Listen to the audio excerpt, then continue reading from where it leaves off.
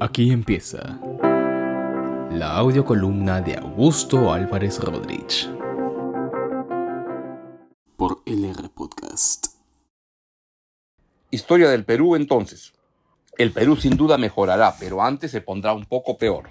Antes me he hecho la pregunta en esta columna de cómo se leerá la historia peruana que se escriba en el futuro, dentro de un siglo, por ejemplo, sobre estos tiempos confusos y complejos de narrativas radicalmente discrepantes sobre lo mismo. ¿Influirá mucho entonces lo que ahora se escribe sobre lo que pasa hoy en el Perú?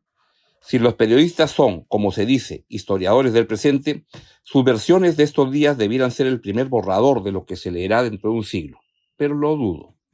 El último libro de Martín Caparrós, El mundo entonces, una historia del presente, realiza una guía para entender el mundo en que vivimos hoy, pero escrita por una historiadora del siglo XXII. Si eso se hiciera para el Perú, se empezaría por el contexto de un orden internacional en transformación e indicios sólidos de que se avanza a algo que parece una tercera guerra mundial. Cuando las miradas apunten al plano local, podría haber una confusión por las versiones tan disímiles sobre lo mismo, aunque quizá una expresión clave de este momento que deba relatarse en el futuro es que se está en una torre de Babel donde ya no es claro qué se discute, pero en la que todos reclaman tener la razón y nadie se entiende.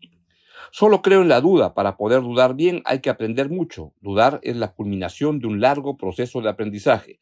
No dudan los necios ni los ignorantes, dice Caparrós. Pero sí es obvio que se vive un proceso de descomposición institucional por la pugna por arrancharse espacio de la justicia con un Congreso tan mediocre y corrupto que hasta desconoce fallos judiciales, como los políticos condenados por corruptos. Hoy hay un zafarrancho que es sin duda una crisis, con todo lo que ello implica. Como dicen los chinos, que es riesgo y oportunidad, aunque esto último sea invento de los libros de autoayuda.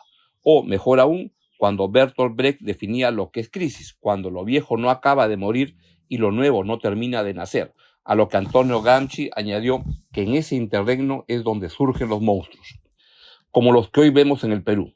No debiera haber duda de que el Perú va a mejorar, pero antes se va a poner un buen poco peor. Esto fue la audiocolumna de Augusto Álvarez Rodríguez por LR Podcast.